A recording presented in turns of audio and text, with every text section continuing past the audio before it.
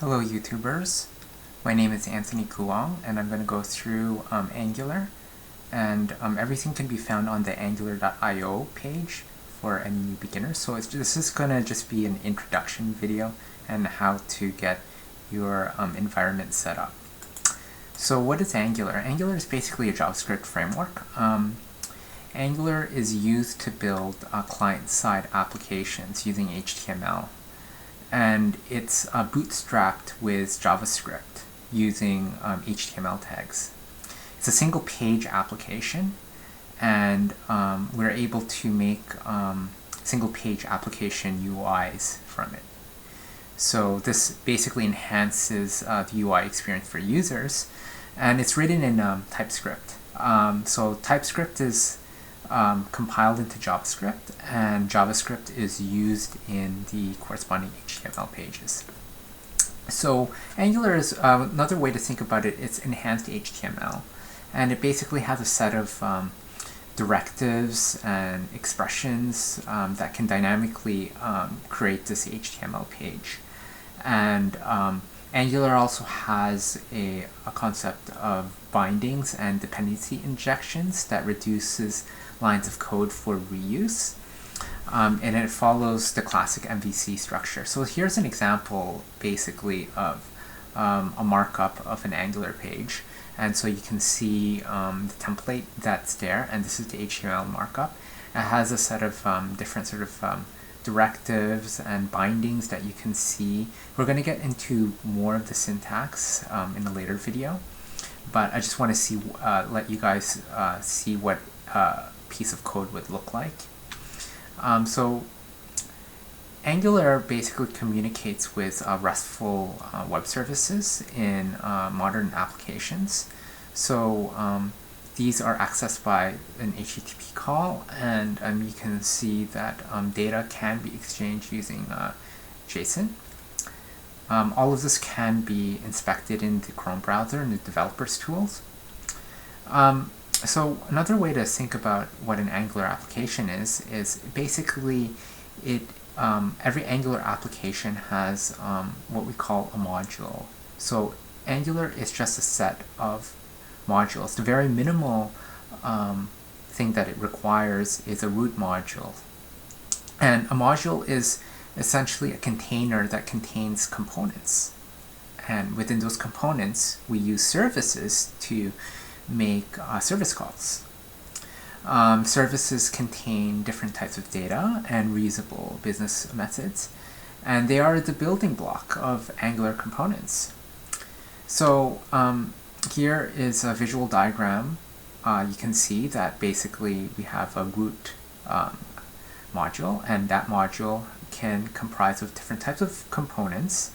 So one or more components are made out of a module, and those modules are reusable. We can import or export any other module we want, whether they're going to be shared modules, feature modules, or any type of modules that your application requires.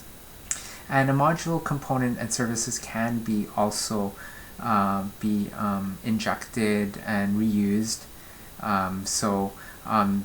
This reusability makes the architecture very rich, and so again, for people that don't know what MVC is, it's model view controller. So the model carrying the data between the view and the controller, where the view is a presentation layer, and the controller basically is a middleman that basically contains the navigation logic and decides where data and the view is to be displayed.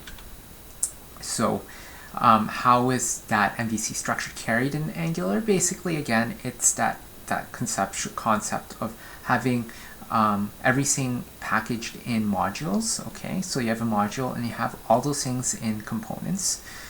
So a user would basically send a user interacts and creates a request, and that request goes into a particular component, and that component has a specific HTML view. So we have a template, and that basically speaks to, you can think of the component having injectable services which you can make a call, so to REST API in terms of maybe doing a book service where you are looking up a book, or adding components, sorry, not adding components, but adding data into a shopping cart or a product list.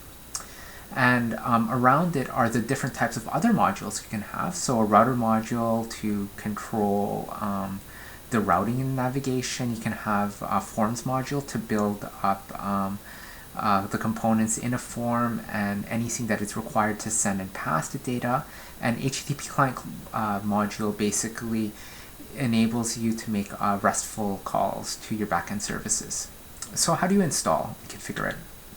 So essentially, the prerequisite is that you need to install Node.js. So it can be set up in Windows, Mac, or Linux. So you need to install Node.js, the NPM, which is the Node Package Manager, okay, and an IDE. So you can use Visual Studio Code is very popular. You can also use IntelliJ, or even just a basic text editor. It doesn't really matter. So the very first step to have your environment set up is you need to install Node and NPM. You can get the latest version there. The instructions are on the page. And to check the version, you just type in npm-v once you're done. Okay. You also need to install the Angular CLI that basically enables you to scaffold any of the components or modules that you require in your project through the Angular schematics. You do an npm install, and this will end at Angular CLI, and you can send in the global parameter to install it globally on your system. You can check your version. Okay. And to create a project, you can use the CLI tools, a schematic scaffolding tool that will basically create the project for you without you having to type in code manually. So the first command is ng new, and you'd put the project name. So let's call our project SOS. Okay. So in order to make a project called SOS, you ng new SOS.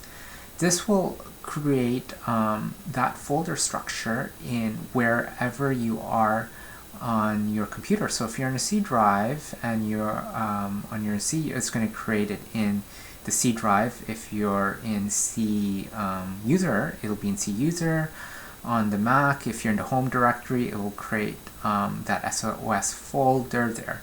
So what's there? It will create the following directories: the E2E folder with the end-to-end test, the Node modules, and you'll also have the source folder and your app. And inside that, you're going to be able to run the following command to run the Angular project. So you do ng serve and then -o, and then you're going to be able to open the you're going to be able to deploy your Angular app onto your machine, which would be localhost, and the port number, which can also be overridden,